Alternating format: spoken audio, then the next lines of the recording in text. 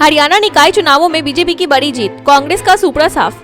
हरियाणा निकाय चुनावों में बीजेपी ने जबरदस्त प्रदर्शन करते हुए 10 में से 9 सीटों पर जीत दर्ज की, जबकि एक सीट निर्दलीय के खाते में गई। कांग्रेस एक भी नगर निगम नहीं जीत पाई, जिसे पार्टी को बड़ा झटका लगा। पूर्व सीएम भूपेंद्र हुड्डा ने हार को नकारते हुए कहा कि जहां चुनाव हुए वहां पहले भी कांग्रेस की स्थिति कमजोर थी। उन्होंने इसे पार्टी के लिए झटका मानने से इनकार कर दिया। बिहार विधान परिषद में नीतीश राबड़ी की तीखी बहस, राजद का वॉकआउट।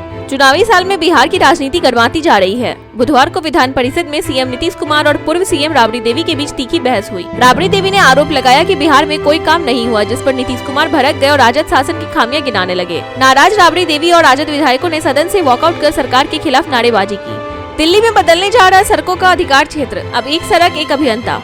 दिल्ली में लोक निर्माण विभाग सड़कों के अधिकार क्षेत्र में बड़ा बदलाव कर रहा है। अब एक सड़क की जिम्मेदारी एक ही अभियंता के पास होगी, जिससे टेंडर की गड़बड़ियां और समय की बर्बादी रुकेगी। छोटे छोटे टेंडर खत्म कर बड़ी कंपनियों को मौका दिया जाएगा। 1259 किलोमीटर लंबी प्रमुख सड़कों के रख रखाव में सुधार सरकार की प्राथमिकता बनी हुई है। उत्तराखंड में अवैध मदरसों पर कार्रवाई, सीएम धामी का सख्त संदेश। उत्तराखंड में अवैध रूप से संचालित मदरसों पर मुख्यमंत्री पुष्कर सिंह धामी ने कड़ा रुख अपनाया है। 15 दिनों में 52 मदरसे सील किए गए, जिनमें देहरादून और उधम सिंह नगर के 21 मदरसे हाल ही में बंद किए गए। सरकार का दावा है कि धर्म की आड़ में जनसंख्या असंतुलन की कोशिशें हो रही थी। सीएम धामी ने चेताया, कानून तोड़ने वालों पर कड़ी कार्रवाई होगी। 500 करोड़ का महल, जगन रेड्डी का पूर्व कार्यालय जाँच के घेरे में।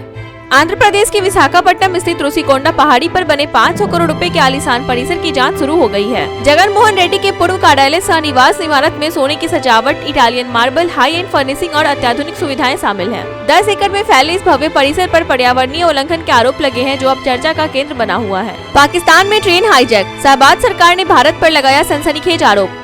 पाकिस्तान के बलूचिस्तान में बलूच विद्रोहियों ने 500 से ज्यादा यात्रियों वाली ट्रेन को हाईजैक कर लिया। हमले के बाद प्रधानमंत्री शहबाज शरीफ के सलाहकार राना सनाउल्लाह ने भारत पर बिना सबूत गंभीर आरोप लगाए। उन्होंने कहा, भारत अफगानिस्तान से इन हमलों को संचालित कर रहा है, इसमें कोई शक नहीं है। इसके बाद बलूच विद्रोहियों को अफगानिस्तान में सुरक्षित ठिकाना मिल जाता है। उपराष्ट्रपति जगदीप धनखड़ एम्स से डिस्चार्ज, हालत स्थिर।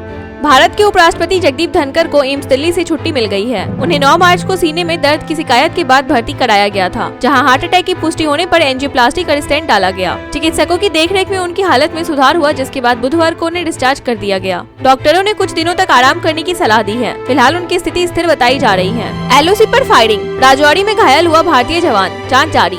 जम्मू कश्मीर के राजौरी जिले में नियंत्रण रेखा पर गोलीबारी में भारतीय सेना का एक जवान घायल हो गया। घटना बुधवार सुबह नौसेरा सेक्टर के कलसिया इलाके में हुई, जहां जवान अग्रिम चौकी पर तैनात था। घायल जवान को उधमपुर सैन्य अस्पताल में भर्ती कराया गया है। सुबह करीब 6 बजे जीरो लाइन पर एक विस्फोट भी हुआ, जिसके बाद 3 राउंड फायरिंग हुई। विस्फोट और गोलीबारी के कारणों की जाँच जारी है। फिलहाल किसी अन्य के हताहत होने की सूचना नहीं है। बजट पर उमर अब्दुल्ला का बड़ा बयान, मुफ्त बिजली संभव नहीं, कटौती जारी रहेगी। मुख्यमंत्री उमर अब्दुल्ला ने बजट भाषण में साफ कहा कि सरकार के पास मुफ्त बिजली देने या 24 घंटे आपूर्ति सुनिश्चित करने के लिए पर्याप्त पैसा नहीं है। उन्होंने बताया कि नए पावर प्लांट लगाने की भी फिलहाल कोई योजना नहीं है, इसलिए बिजली कटौती जारी रहेगी। उन्होंने विपक्ष के निराशावादी बजट के आरोपों को खारिज करते हुए कहा कि यह बजट वास्तविकता पर आधारित है और महंगाई पर इसका कोई प्रभाव नहीं पड़ेगा। मध्य प्रदेश बजट 2025-26, लाडली बहनों और किसानों पर बड़ा फोकस, कोई नया टैक्स नहीं।